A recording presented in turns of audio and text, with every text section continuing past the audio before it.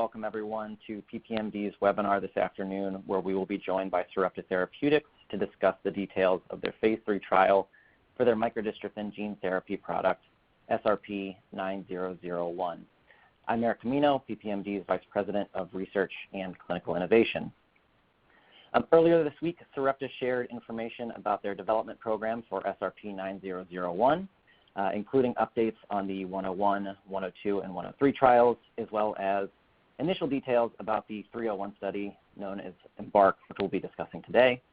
As many of you are aware, Sarepta did share that there will be some mutation-specific criteria for enrollment in EMBARK that was informed by a serious adverse event seen in the 103 trial. We've had quite a few questions come in around that topic, and we will be sure to discuss that today. And of course, as the discussion and the presentation goes on, we do encourage you to submit questions in the chat window below for the open Q&A that we will hold at the end of the presentation. On the call today, I will be joined by PPMD's President and Founder, Pat Furlong, and from Sarepta Therapeutics, we will be joined by Dr. Louise Rodino-Klapek, the Executive Vice President and Chief Scientific Officer at Sarepta, as well as Dr. Teji Singh, who is the Vice President of Clinical Development at Sarepta. And so with that, I'm going to hand it over to Dr. Rodino-Klapek to start the presentation on SRP-9001 and the EMBARK trial. So Louise, if you're ready. Great, thank you, Eric. Hello, everyone, and thank you for joining us today. We're pleased to share an update on our Micro-Dystrophin 9001 program and specifically talk about the details of our phase 3 trial design, EMBARK. So I'll quickly be turning it to Dr. Teji Singh in a few slides to walk through the trial design and preemptively answer some of those questions that you have. I would just like to mention that we have forward-looking statements.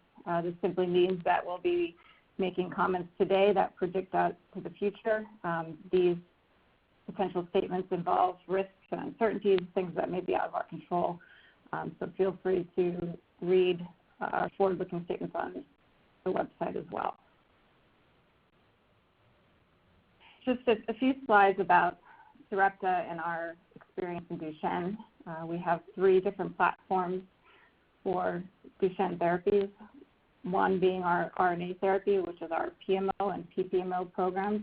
In total, we have 14 programs that involve both clinical and preclinical research programs.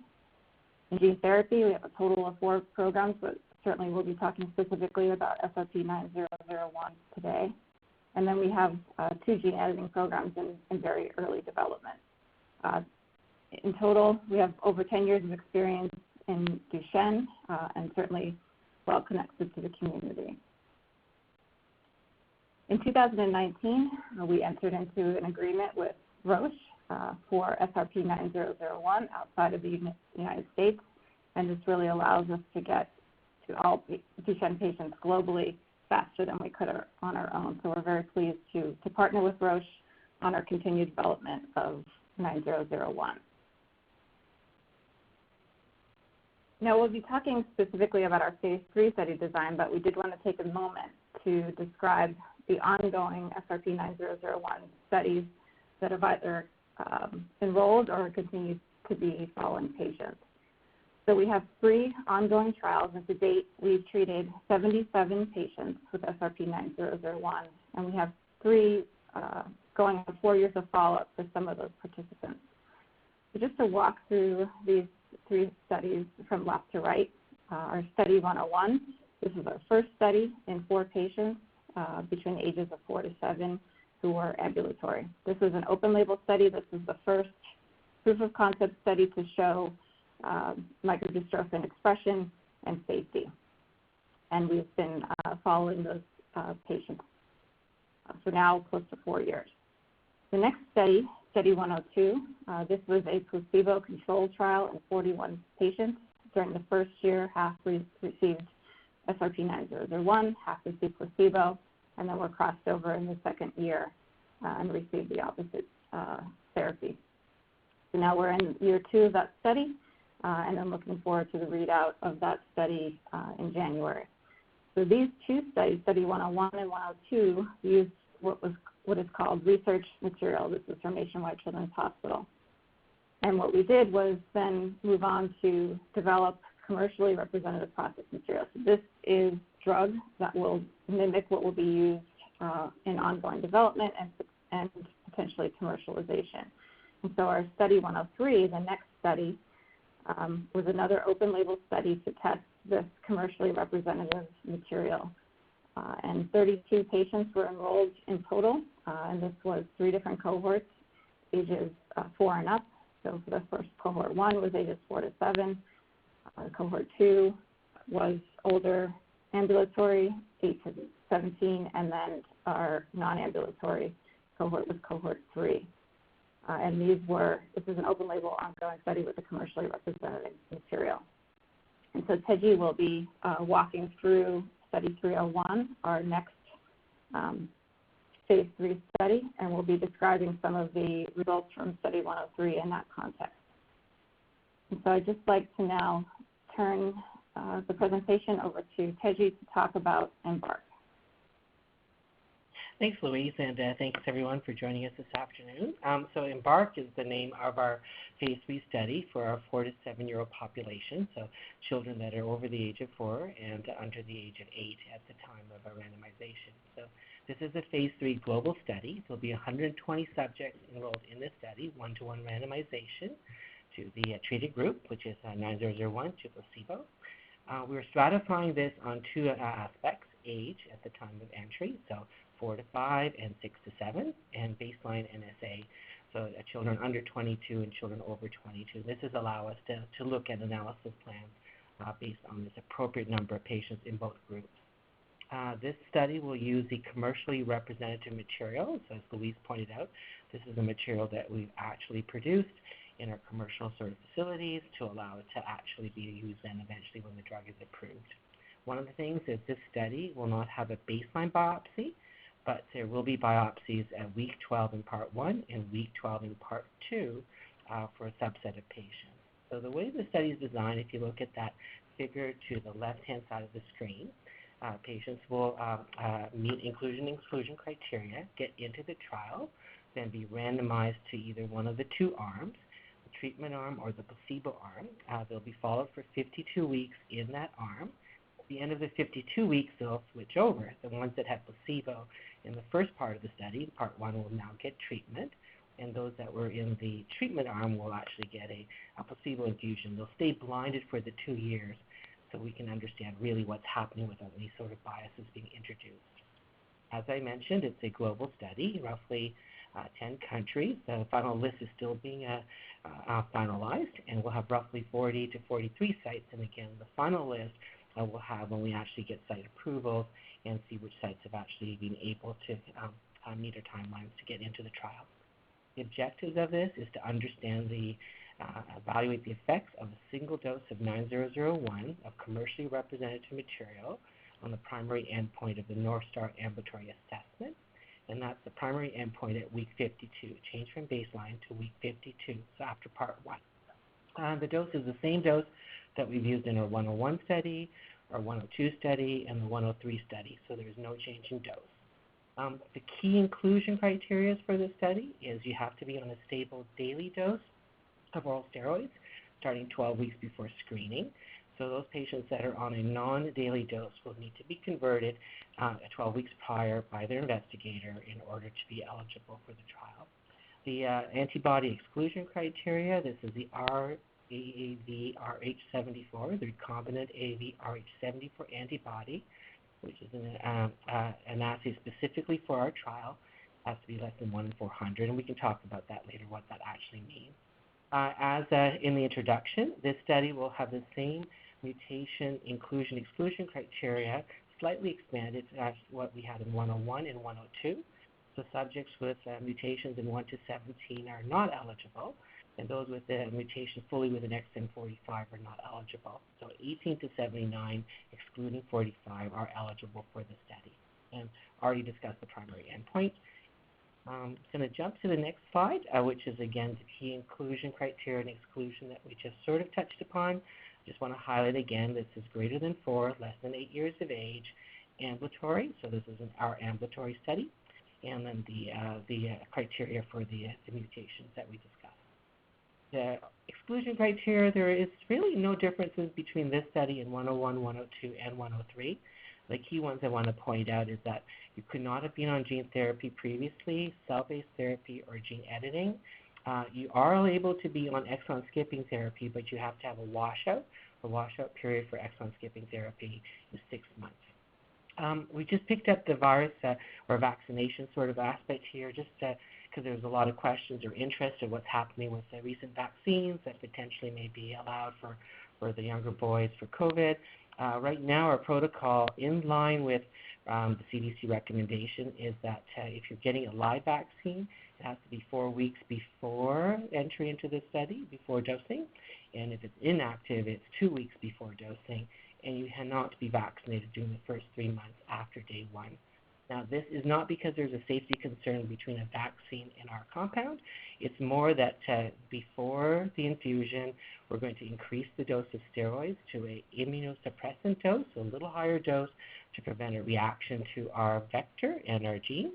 And it stays up or elevated for about 8 weeks with a 4-week taper.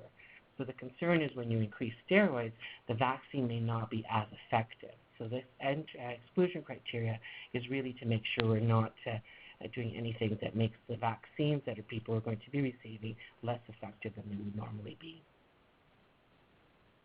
I'm just going to spend a little bit more detail now on the exon inclusion criteria and point out a few quick things. This is similar to the slide that Louise showed previously about the trials that are ongoing. So study 101, 102 had exons 18 to 58 as inclusion or entry criteria.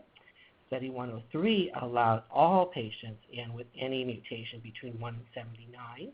And then in study 301, we've gone back to what we were doing in study 101 and 102, which allows for mutations between 18 and 58, except for 45, but we've also added mutations between 46 and 79. So it's slightly expanded compared to studies 101 and 102.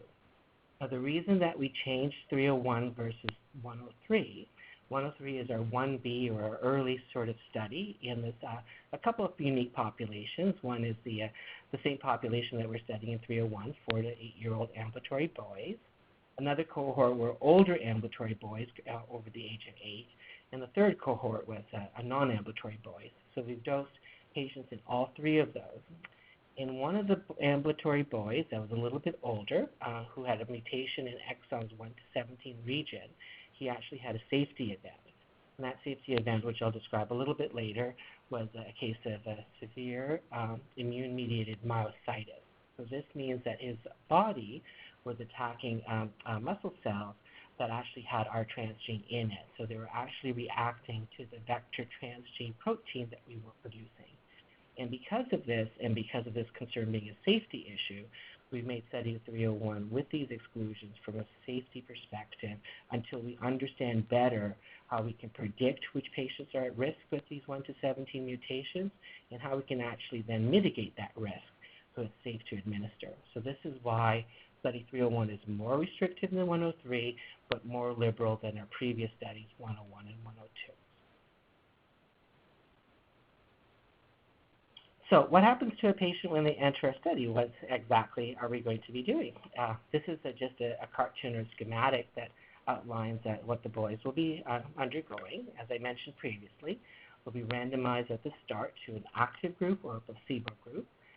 Then basically at the beginning, at week 1, will be started the day before on a little higher dose of steroids. They're usually going to be on their background steroids for those 12 weeks prior, but we're going to bump it up in preparation for the infusion. It stays elevated at this higher dose for 8 weeks, and then it starts to taper from week 8 to week 12.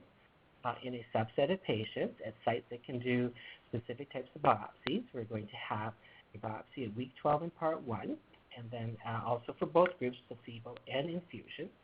And then now follow patients for 52 weeks, so they have periodic assessments for their function, for time function tests, safety assessments, etc. All that will be detailed in the protocols and all that the investigators at the site will deal with any potential participants. At the end of week 52, patients that were in the treatment group will go into the placebo arm, get another infusion, which would be placebo. They won't know what they got, part 1 or part 2, because they'll be blinded. The patients that were in the placebo arm will get the infusion, and again, they won't know what they had in the previous one because they'd be blinded, as is the clinical staff and as is the study site staff at our company and our partners. So this will be then part 1, part 2. The readout, the primary endpoint readout is part 1. After part 2 is finished, patients will be allowed to know what they were in which area. So we will allow them to see their data if they ask through their investigator. But we are going to follow them for a total of 5 years after their first infusion of 9001. This long-term follow-up is in order for us to establish enough of a safety database for regulatory bodies to make them understand the long-term safety of a product. And it's really not dissimilar with what we're doing in the other trials or what's being done with other gene therapies. In regards to that primary endpoint, that is the NSAA, so the North Star Ambulatory Assessment. This is a validated functional rating scale that was developed specifically to measure ambulatory performance in boys with DMD, so used in multiple trials, accepted for previous registrations or approvals of products in the DMD space. And I think those that have done this will know that it's a test that basically looks from events or activities that are not difficult to ones that are much more difficult. And then over time, what we do know is that the more difficult events or the most difficult activities are ones that are lost early until eventually there's a loss that you are unable to perform this test. And the patients can score either a 0 if they're unable to do a task, a 1 if they can do it with some assistance or not completely independently or they've struggled, and 2 if they can perform it independently without difficulty. So this is a way for us to measure the performance or how well our drug is doing compared to a placebo group, hence why we have that placebo arm, and understanding whether our drug actually has benefit. At the same time, we're also looking at safety, if that benefit is with an acceptable safety. So ideally, with the results of this study, we will unequivocally know if the drug has a positive benefit risk or if it doesn't. But we expect, of course, that it does. That's why we're doing the study. The additional data that we're going to collect through this is the safety that we discussed. The biopsies are to look at protein expression. So micro-dystrophin protein is the protein that our gene therapy produces. So to really know how much you're producing and what it is, you need to do the muscle biopsies, so that's why we need to do that. We're also going to be looking at patient-reported outcomes. This is just asking the participants and their families, how do you perceive that you're doing? What can you tell us about your, various sort of functional improvements or other sort of activities of daily living, etc., so we can engage an idea of how the patients are actually feeling. We're also looking at echocardiograms to measure the impact on the heart. Our drug attacks in a positive way. It's just to rephrase that. Our drug actually will work both on skeletal muscle and cardiac muscle. This study with the echocardiograms will give us an insight into how much performance improvement or any safety issues that we have with the cardiac involvement. Now, some centers will have the ability to do MRIs. Not all centers have this. So we've developed a standardized MRI protocol that will look at cardiac MRIs and musculoskeletal MRIs. So this is to look with an MRI at the anatomy of the muscles and changes that you could see potentially over time. So inflammation, fat content, muscle preservation, as well as in the heart muscle to see if there's any involvement or changes there. Now, just to set expectations, we're doing these scans at baseline, but we're also going to continue them through that open label period. So these will be long-term assessments in a subset of patients. So, 5 years or longer, but we don't necessarily expect to see changes in the cardiac. These boys at this age don't usually have a lot of cardiac disease, but at least this way we'll have an image to compare against as they age and get much older. And at time points when you do expect maybe heart involvement, you might be, because you have the image, be able to detect and assess whether that did or didn't happen. These are questions that we've gotten multiple times about locations for EMBARK. As I mentioned, we're looking for approximately 40 to 43 sites in 10 countries. These countries will include the United States, countries within Europe, and with Asia.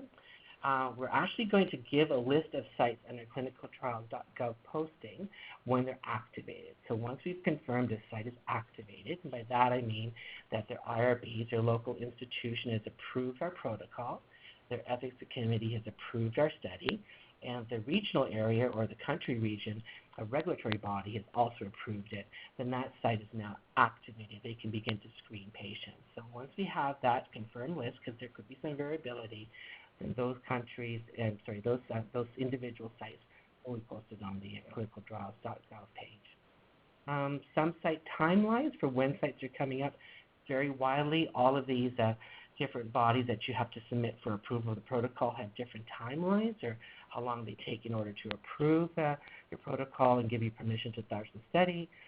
So we do anticipate there will be some differences between regions, but we do expect that the first country that will actually open the site is here in the United States, and actually we expect that to happen this month.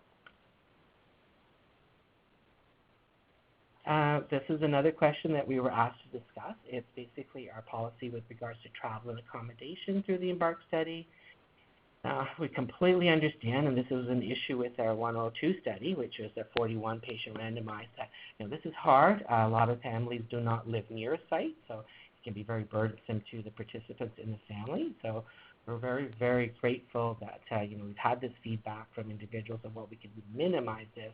So we will have plans in place to how to minimize the burden for participants in order to get to their site. So that will include accommodations for travel, accommodations at the site if the travel is not able for them to return home immediately. Some of our assessments are over more than one day at the very beginning, basically. So they may need actually local sort of centers to where they need to stay. And this will all be arranged through our company and through vendors that we've had in place to make all these arrangements. Obviously, expenses arranged to this would be paid up front by the vendor, and some additional expenses that might happen, we would actually reimburse through that travel vendor as well. Now, the one thing I do want to point out is this is travel for participants in a trial. These are participants that are selected by the investigator in the site. We ourselves, Sarepta, do not actually select patients. We provide the criteria for who can be eligible for our studies, and we check that criteria to see that only eligible patients are getting in.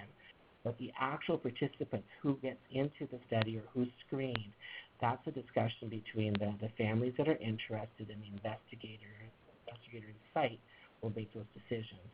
But we're not supporting relocation of individuals internationally to get closer to an EMBARK center or an EMBARK site, and we will not be supporting basically the participation or movement of patients across one site to another. Now, the reasons for that is just the ongoing issues with travel, local policies of who can actually be available, visa status. All these things are complicating features, and one of the things that we did as lessons learned is it becomes very, very difficult to assure that patients can actually be there for the entire duration of the 5 years of follow-up. So that's why we've come to this decision. Now, that segues into here that this is a bigger trial, but we still anticipate that even with it being 120 patients, there will not be enough spot for everybody who wishes to join. And we know that that is a disappointment for those that are looking and are feeling that they don't have this opportunity. And we're trying our best to see that everybody has an equal ability of knowledge of where things are. But we do understand there will not be enough slot for everybody that wishes to join. So the investigators themselves, they may already have an existing population, depending when you see their names or her names on the clin trials. Some investigators that we do post, they've already looked and seen in their own population that they've got the individuals that they would like to refer for the study. And I already discussed before about international travel. That refers to also cross-border travel between neighboring countries, more of an issue in the European region where we really aren't actively encouraging that. So that decision is between the family and the site if that's going to be allowable, but we won't be actively supporting the travel across borders in neighboring countries. Now, within the states, that doesn't necessarily mean it's the travel between states. Again, if you're a site and your investigator agrees that you should be a participant and you live in a different state, that's things that we will help facilitate to move if you're a participant in the trial. And that we had happen in Study 102 where some of those individuals lived in a neighboring state or close by. So we totally understand that it's a difficult decision to participate in a clinical trial. this trial has a lot of demands on the patient and the family and the caregivers. It's 2 years, part 1, part 2, where it's a blinded, placebo-controlled trial with a crossover. Then it's 3 years of follow-up afterwards. Now, the number of assessments decrease over the years. There's less assessment in that open-label 3-year follow-up period after the infusion. There's more assessment at the very beginning in part 1. So there is sort of going to be a different cadence of it, but there's still a lot of commitment for the site visits to do these assessments, both for efficacy and for safety. So when you're interested and you talk to the local investigators or site, they'll tell you about all the requirements of the trial as per the protocol. And for those that elect to join the study, they'll explain exactly what the treatment is. They have the full details of what we expect with the treatment and what we call an investigator brochure that the site will have, and all of the details of the risk and the expectations of the participants will be in the informed consent form. I do also want to point out that participation in a gene therapy trial could impact your ability to actually enter other studies in the future. So a lot of other studies will limit enrollment of subjects that are in the previous clinical trial with a gene therapy, because that effect may be ongoing and confound any results that they may see. So very, very important that you speak with your physician and your site or your local site when you're considering it. So how can you learn more about this? We're going to be posting on clinicaltrials.gov as soon as our first site is activated and running, and we will constantly be updating that site with locations of activated sites. You can also reach out to, if you don't get your answers there, you can note that you can reach out to Sarepta Ally, which is the website that's posted here, and Advocacy at Sarepta to get more information or details. And we can actually then refer you to the appropriate sites or provide the answer to questions if they're relatively straightforward for us to answer. These are not going to be answers related to study eligibility or enrollment, because those decisions will be made by the trial investigators based on the protocol that we've submitted to them. And that actually is my last slide, so I'll send it back to Louise or Pat. Boy, thank you. Thank you, Teji. Thank you, Louise. Sorry, go ahead, Pat. Thank you all. Thank you all. So, Teji and Louise, I'd like to sort of go through some of the slides a little slower. Eric and I have some questions just to clarify some of the questions that we've received earlier, some of the questions that have come in as you've been speaking. So if we could go back to, I think it's slide 5, if you don't mind. Sure. Yeah, thank you so much. And really specifically, there are some questions about Study 103, and we could probably spend a lot of time on this particular slide. Study 103 recruited 32 patients, and by this study, this was mutation agnostic, so patients had mutations all throughout the gene, right? So there's a lot of questions here. There were a number of patients in the study that had mutations within the region of 1 to 17. And then there was the SAE that you described. So could you tell us how you're learning from that, how you made this decision, and are there ways to think, was it based on the size of the mutation of that individual patient and that believe that led to the event, or do you think that or is your analysis based on the fact that that particular mutation included some of these exons that you felt the need to exclude? Can you just drill down a little bit on that? Sure, absolutely. I'll start, and then Teji, you can fill in. Just to take a step back, our previous trials, Study 101 and 102, had inclusion criteria of 18 to 58, which also eliminated exons 1 through 17. And the reason for that was because microdystrophin is encoded by exons 1 through 17, so those exons are present in the construct. And we had some theoretical concerns about the fact that we would be delivering a microdystrophin gene in those areas, and it would be novel to the patient. We had very good safety profiles in 101 and 102, and we made the decision to expand in Study 103. So as you mentioned, we did treat a total of 9 of the 32 patients that had mutations in that region of the protein 1 through 17. Only one SAE did occur. That mutation is unique from the others.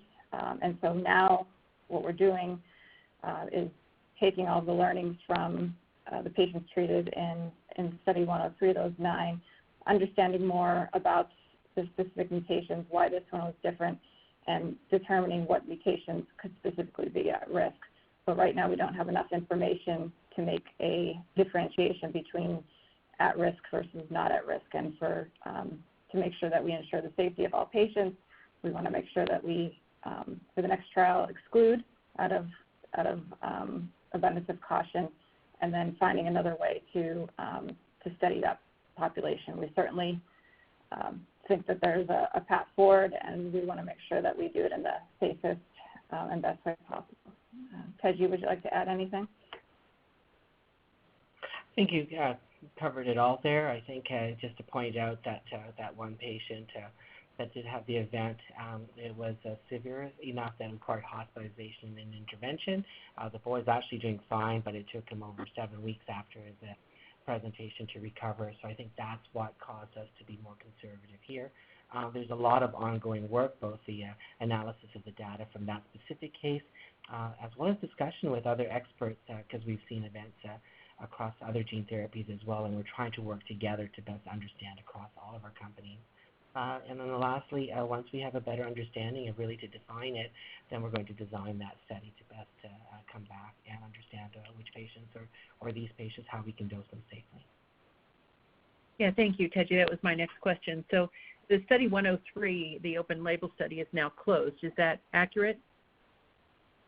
Or do you have the opportunity to open or expand it and include patients once you learn more about what occurred and what maybe modifications you need to make? Is that a possibility that you'd expand the open label study, or that you think in terms you'd develop another study to address some of that? We haven't quite decided, so I think both of those options are there. I think we would be leaning to a standalone separate study, but again, our timing and when and how we're going to do that will be data-driven when we have all this understood, and then how best to design that study. And we'll vet that obviously with both external experts and with regulatory bodies. Just a clear update on 103, the first 3 cohorts of this study are fully enrolled. There is an amendment for a 4th cohort, which will be our 3 to 4-year-olds. That's actually going to be up and running in the next couple of weeks. Great, thank you for that. One of the families wrote in and said, on clinicaltrials.gov, it listed recruiting by invitation. That felt a little frustrating to many, because when they called various sites, they would hear words like "we're on the list." So can you just shed a little light on recruiting by invitation, and what does that mean? Is it specific to a patient with a certain mutation or a certain age or a certain weight, or how does that work so that it's well understood? Sure, I'll start with that. So in short, what it means is that the cohorts for this study were really, really small for the 2 of the groups, our older ambulatory and our non-ambulatory. And the sites were basically investigators that we already had for 103.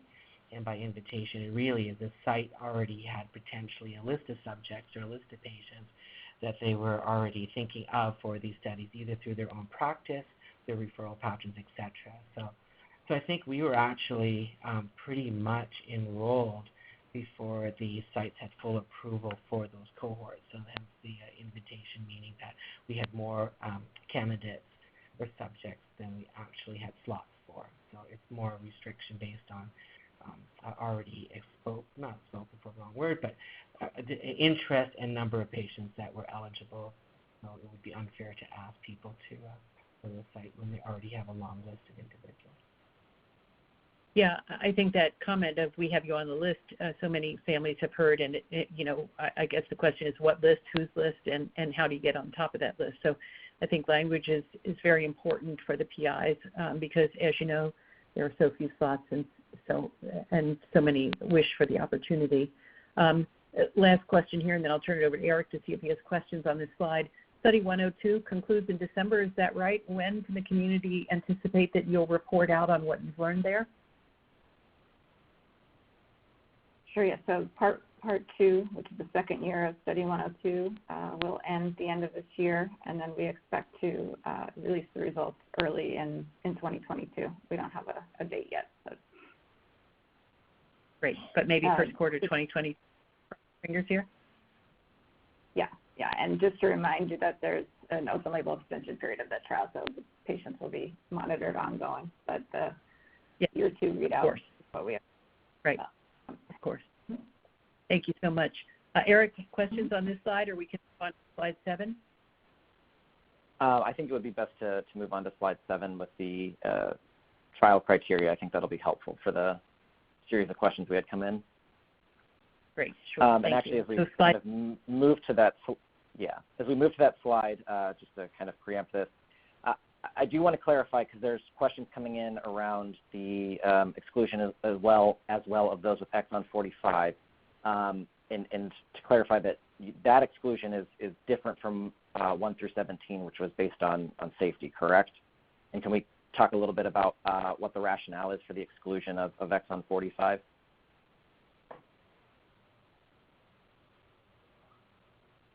Absolutely. Teji, do you want to go ahead and? Yep. Yeah. So you're absolutely right, Eric. There's 2 different reasons. 45 was not because of safety. 45 was excluded in Study 301 specifically because it was our concern that potentially they are a milder phenotype as a whole, not as an individual. Completely recognize that any individual subject may be more severe than others, but as a whole, the phenotype was some evidence that it's milder. So that may affect or impact or confound our efficacy results in 301. And the concern here was that if there was an imbalance in this mutation between one over the other, the efficacy results may be skewed. So you're not getting a true estimation of the real efficacy of the drug. So for efficacy reasons, given the study is a 12-month primary endpoint, that 45 was excluded.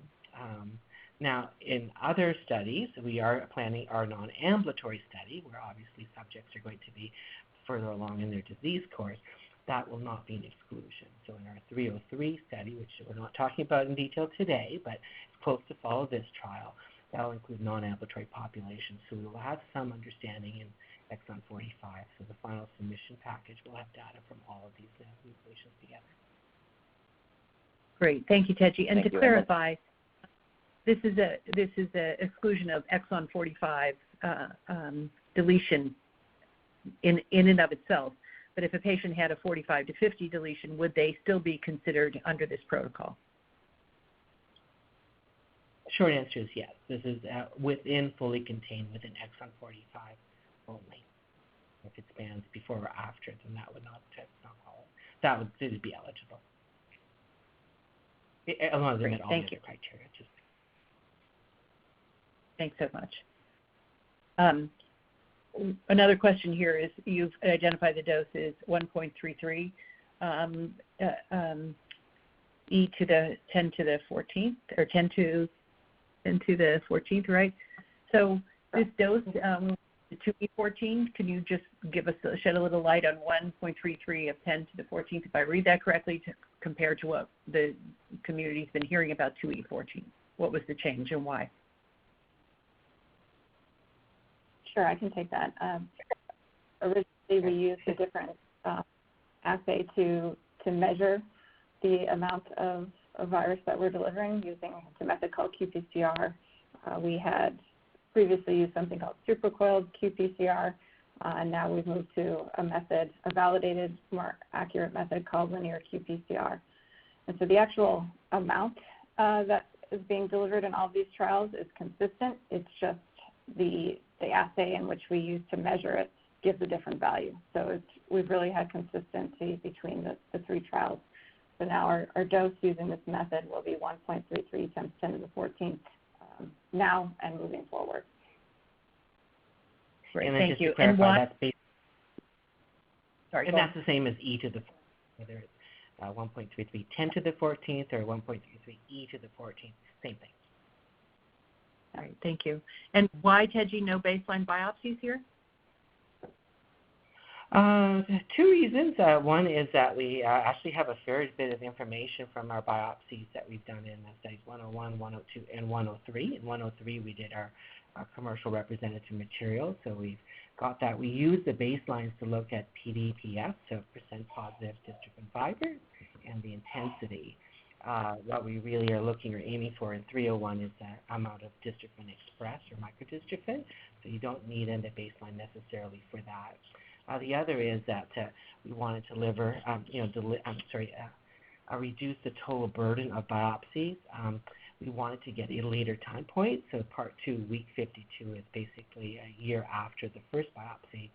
So we didn't want to have participants have 3, baseline, week, part 1, and part 2. So we elected to choose part 1, week 12, part 2, week 12. So we have a 12-week biopsy, but a 52-year overall. So, time 0 after infusion, 12 weeks after, and at a year after that biopsy to give some impact on how durable our therapy is over the course of a year. Great, thank you. Over to you, Eric. Questions? Yeah, so we did have a question come in. So with regard to the increased steroid dosing around the time of delivery, that's because this is a randomized blinded study. That's something we would expect to see in both part 1 and part 2 for all the boys. They'll have that increase for 8 weeks and then the 4-week taper in both part 1 and part 2. That's correct. Both groups treated in placebo, and then during their crossover in part 2, they will also have that increase.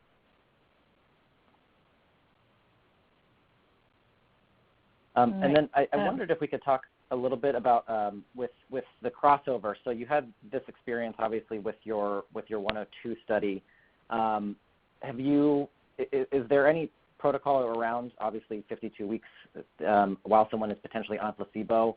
Do you have any data for seroprevalence or seroconversion in terms of that time and potential risk of a patient developing antibodies while they are in that placebo arm before they would receive the active therapy? I could speak to that. We did not. Sorry, go ahead, Teji. Yeah, I was just going to say we did not have any patients seroconvert in trial 102 where they were in placebo, and then at year 1 before treatment. So we did not have any seroconversion during that course of that year in any patients. Thank you, Teji. If you have a child in this study, and obviously it's a blinded study, so you don't know who's on active and who's on placebo. But what's the circumstance if a child is in this study and starts off with whatever North Star, we'll just say 34, just because, and sees an abrupt decline? Is there a mitigation strategy to break the blind and see if this child was on active or placebo, and if on placebo, would you treat them? So I'll start with the first portion.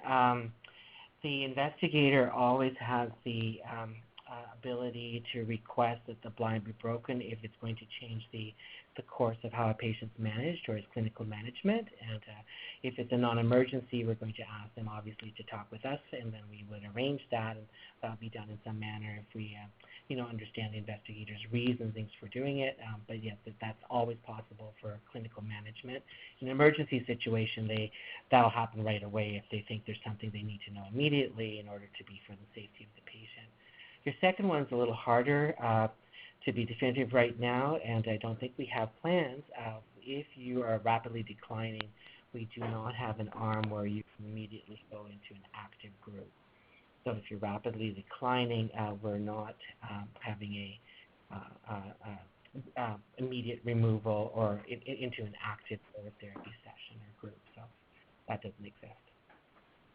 But if a child lost ambulation through the course of the study, say you've got a 7-year-old that is pretty severe in terms of their progression and declines quite rapidly, would that child is still included in? I would think that was an emergency as a mother, to be honest. But would you then continue that child in the study and obviously cross them over? Great question. I'm going to have to think about that a little further and discuss that with our team. We do not actually have some scenario where we planned out for a person that's lost ambulation in our trial of what actually will be their outcome in terms of crossover. We know if they've lost ambulation, they can't complete a lot of these assessments, so they'll go into the long-term follow-up period, which is a safety period, but that doesn't mean that they would go immediately into part 2 and crossover. It's right now, the way the trial is designed is that they would go into the long-term follow-up, not into part 2 and be getting the other half of their dose, whether it's placebo or. I think it's safe to say that we would do with the patient in collaboration with the investigator. Great, thank you. That's reassuring. Could we just go on to slide 9?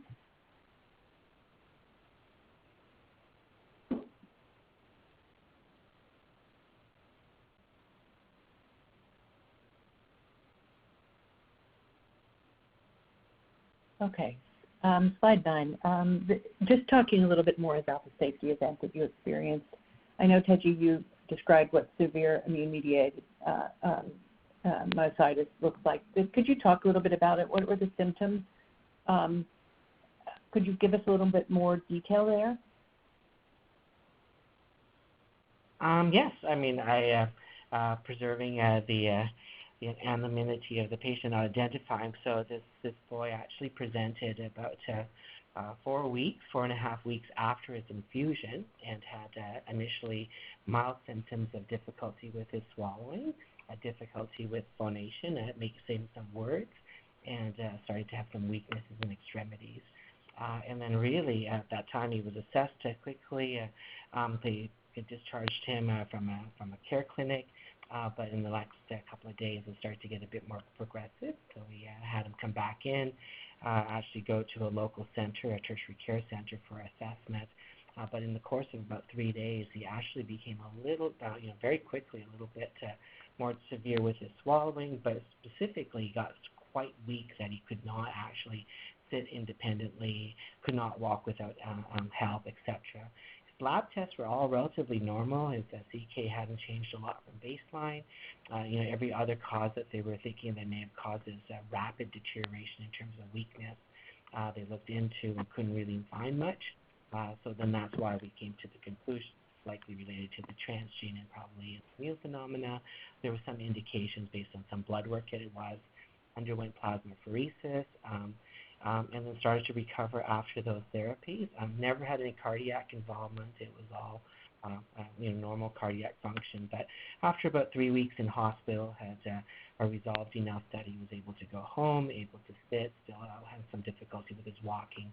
And after about 7 weeks total from the first presentation, had returned back to his baseline status. But the unique features of this boy was that progressive, rapid weakness over the course of 3 to 5 days when he first got symptoms, and then this lingering sort of recovery period of about 3 weeks in hospital and 7 weeks total. So that was our individual there. But as of today, he's now further out than 7 weeks, but basically has returned slightly more than his baseline status. And we're still following him and hopefully to get more investigations and results to see how he's performing after the recovery. Great. Thank you for that explanation. I guess just from a practical consideration, if you're in a study and you live in it's in one state in the U.S. and you're from another state in the U.S., and the SAE that's experienced or the concern or expressed concern or worries of the patient, and they go to the local site, is that, or how does insurance cover that? How is that managed, right? Or are those outside the window of the trial and expected to be covered by an insurance? Just so that you understand, what you're looking at in terms of where you receive the care for whatever the event is. No, great question. Anything that's related to our investigational product or the study conduct, we will eventually cover and reimburse now, whether we do that upfront or after the fact. That'll be taken care of. So wouldn't worry about costs associated with any sort of adverse events or sequelae of trial participation.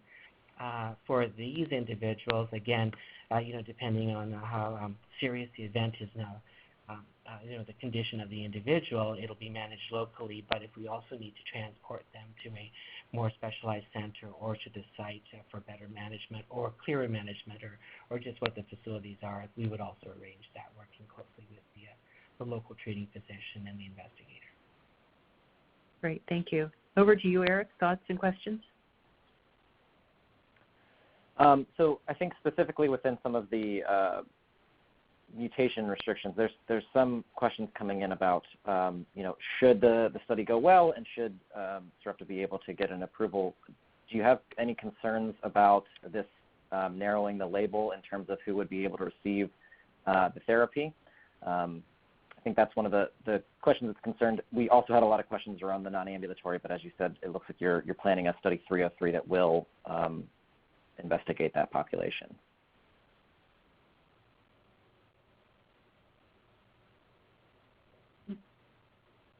Teji, did you want to talk about to go? No, go ahead. Sure. So the 303 question, I can answer that first, Erica. Yes, that study is well under planning, and the protocol is being finalized. We're just seeking some regulatory guidance on it, and we should be able to move that forward relatively quickly. To your previous question, I think we would be discussing what is in and out of the label when the entirety of the data package is submitted to a regulatory body, and will be informed by really what we've seen in our trials and all the data we have in hand. So I can't really comment on what may or may not be in the label until that's reviewed by the regulatory bodies and then its entirety of the data. So it wouldn't just be this study, it'd be data from 101, 102, 103, any other studies that at that time we may have ongoing, and then that will all be brought to bear, and then the agency would have a discussion with us on what the label is. And then after that, we would have discussions, obviously, with payers of what the data that we have supporting various indications. And Teji, in the EMBARK, sorry. Go, Eric. Yeah, no problem.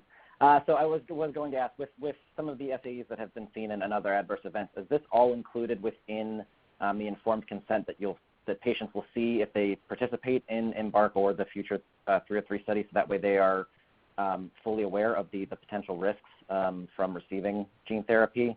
Is this spelled out for them in a way that they're able to be well informed in this decision with their clinician? Yes, and then the more greater details also provided to the investigators through the IB. But this is listed in the informed consent form as a specific. So awareness. Thank you. So Teji, in the EMBARK study, you're recruiting 120 patients in 40 or so countries. Is this competitive enrollment, or will each of those sites that are eventually opened be assigned to recruit X number of patients? Great question, and a slightly complicated answer. Within a region, the short answer is it'll be competitive. We've not promised sites that they have so many slots within a region. When I say within a region, what we are going to do is see if there's a balanced distribution by region, so that there'll be centers in the EU that may be a little later coming in, but we will have patients that they will have a group that, so there's not all going to be coming from one specific region. The actual distribution we haven't actually decided on. It'll come out when we have the final timing of which sites, which regions are approved, and some discussions with regulatory bodies. But within any specific, like in the U.S., the sites will all be competitive. Great, thank you. And can you tell us how many sites are going to be estimated to be in the U.S., and then can you identify the countries that you're targeting?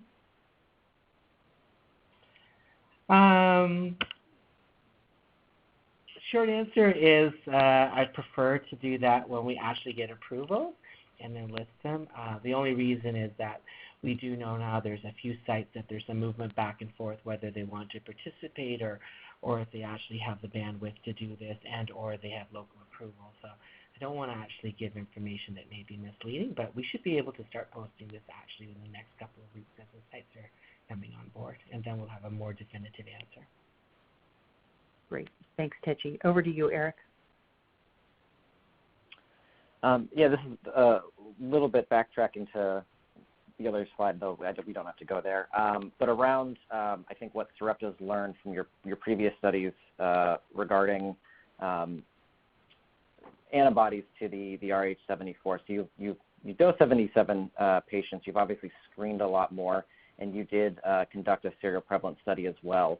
Would you be able to share about what percentage of patients you've seen that do have pre-existing antibodies to the RH74 virus, as well as what Sarepta is working on to allow for those patients to receive the therapy? Sure, I can take that. We've seen consistent results of approximately 15% of patients have pre-existing antibodies to RH74. We just confirmed that in the seroprevalence study that you just talked about. We have multiple studies underway to look at ways to potentially treat patients with pre-existing antibodies. We have studies that remove the antibodies, and then we're evaluating in collaboration with a company called Hansa ways to knock down the antibodies. We're currently doing preclinical studies to support clinical trials in these patient populations. So we're definitely committed to finding ways to treat patients with pre-existing antibodies and have multiple studies underway to be able to evaluate that.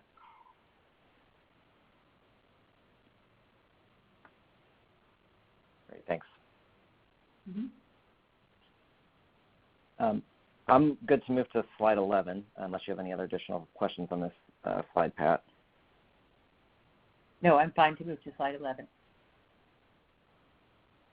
Yeah, just a question on the biopsies. Are these needle or open biopsies?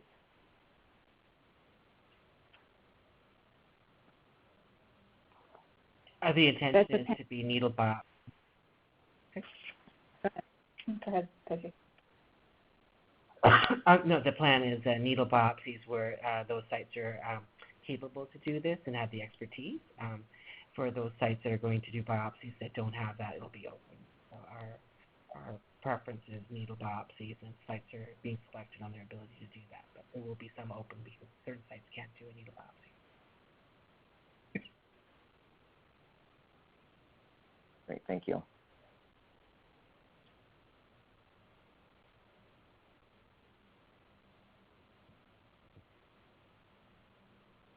In the needle biopsies in young children, do you give some anesthesia of some sort, or at least some medicine to relax them, or is it all done under local anesthesia with the amulocream and other sorts of measures? The latter is most frequently used. We had great experience with study 102 with that. I know we also have a couple of great investigators that had a lot of experience with these biopsy techniques, but other sedation is permissible. It's not. Great. And where's in the location of the biopsies, Teji? Sorry, for this study, or? the biopsy. The gastroc, so the gastrocnemius, so the lower leg will be the biopsy site. Great, thank you. Back to you. And then with the long-term or the follow-up for 5 years, one, could you tell us a little bit of what that entails? And then I do have a follow-up question with regards to potential approved products, as we do have a number of products that are in phase 3 trials now, and I think it would be great for folks to know, what does that look like? Are they able to layer on therapies in that time window? So I guess Sure. The first question would be, what does that normally look like, that kind of 5-year post-dosing safety monitoring? So so this will be a separate study. So right now that study has actually not been designed, but we will design that before people reach that part of the follow-up period. So after part 2. Right now, the plan for that is assessments basically every 3 months for the first portion, right after part 2, then 6 months, and once yearly. But we'll finalize the details of the follow-up when we have discussions with regulatory bodies of what data they expect us to have.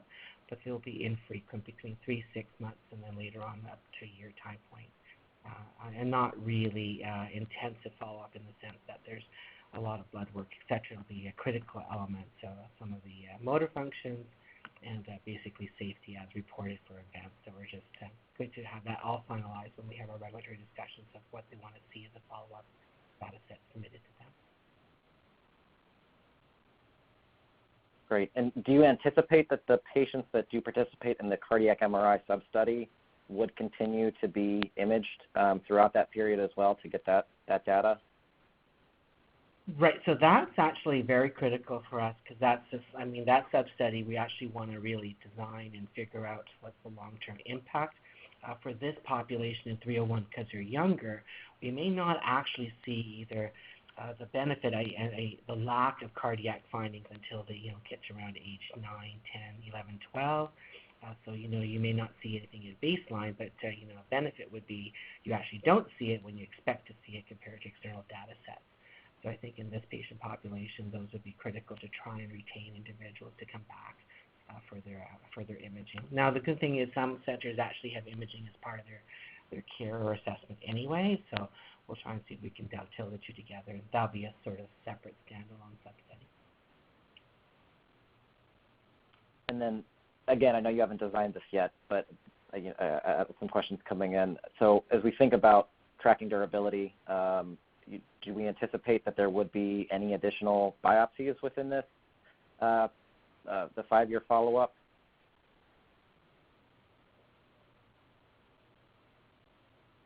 The short answer is we probably will make those decisions when we actually sit down to design this and get input from the regulatory bodies. Right now, we're looking at it'll be functional assessments that help us determine the durability of effect. If we have to do some biopsies, we'll then try and do them in a staggered manner in a subset where they're not everybody's biopsy, but different ones in different tranches, like at year 3, 4, or 5. But at the moment, our plan is follow up with functional assessment.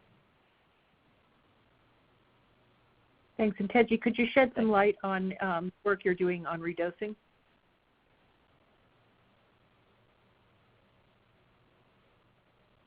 I was waiting for Louise to see if she wanted to take it first. Let me see. Sure.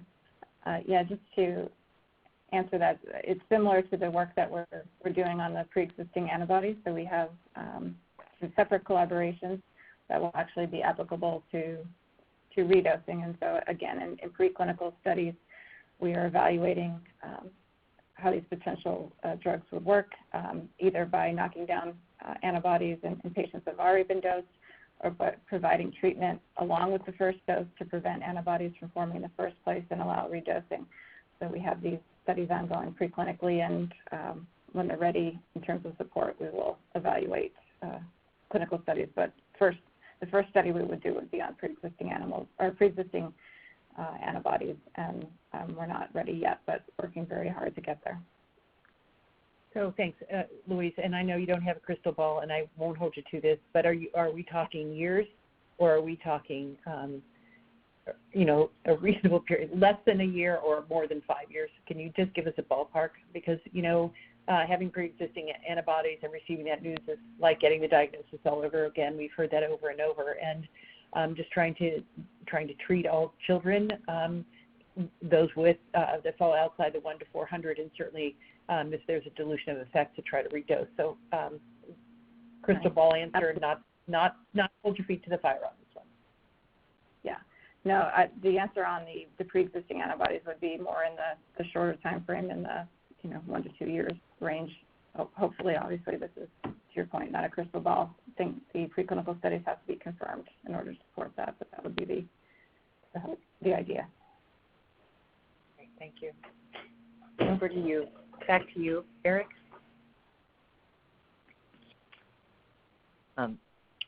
So I think, would you, and I know you don't have, at least I don't think there's any slides on here. We did have a question about what has been seen from an efficacy standpoint so far from the other studies. If you could, if you're able to give a little bit of a recap of what you've seen from the functional, the outcome measures that you collected in those studies to date.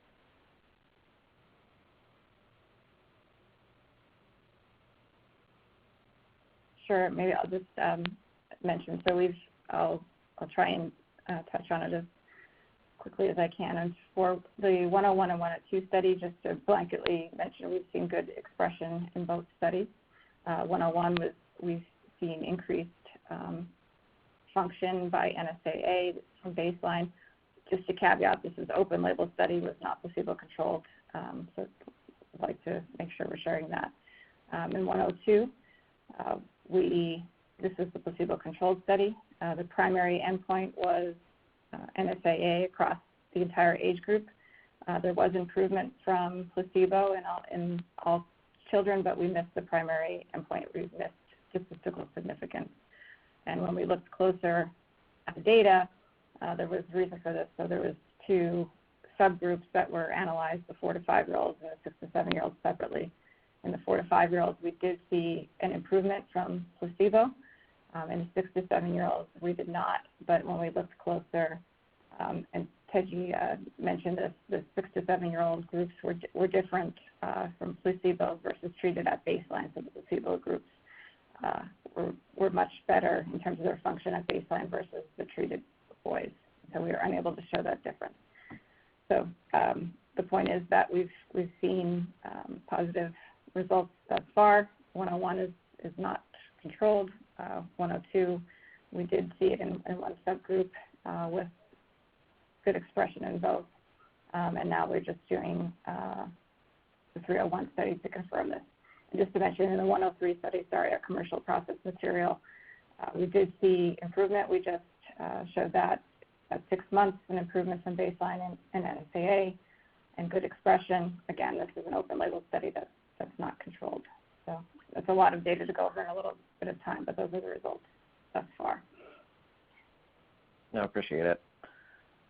And then I think one last one that I have, Teji, just to clarify, and I think you mentioned this, so the timeline for when you believe the first site for EMBARK is likely to be open and enrolling. Could you comment on that again? That'll be this month. So we anticipate this month we will have our first actually 2 sites up and running and open. Great, thank you, Teji. Thank you. And last is when do you anticipate a non-ambulatory study to begin enrolling? A little harder. I mean, we're still seeking some regulatory feedback, but our planning is for the beginning of next year, the early part of next year. Great. I think we've covered all the questions that have come in and that we've received earlier. I can't thank you enough, Louise. I can't thank you enough, Teji. We certainly wish you well. We're anxious to see these studies up and running. We appreciate you protecting the safety of our children. And that is first and foremost in all of our minds, but know that these exclusions are also hard to swallow for all of us waiting and watching. So thank you very much for participating today. This is being recorded. It will be archived and up online and available for those of you who wish to see it again. Thank you, everyone, for joining us today. Thanks, Eric, for leading this, and we will see you again soon. Thank you, Pat, so much, and thank you to all the participants today and all the participants in our trial. We very much appreciate it. Thank you. Signing off from PPMD, and thanks again for joining us.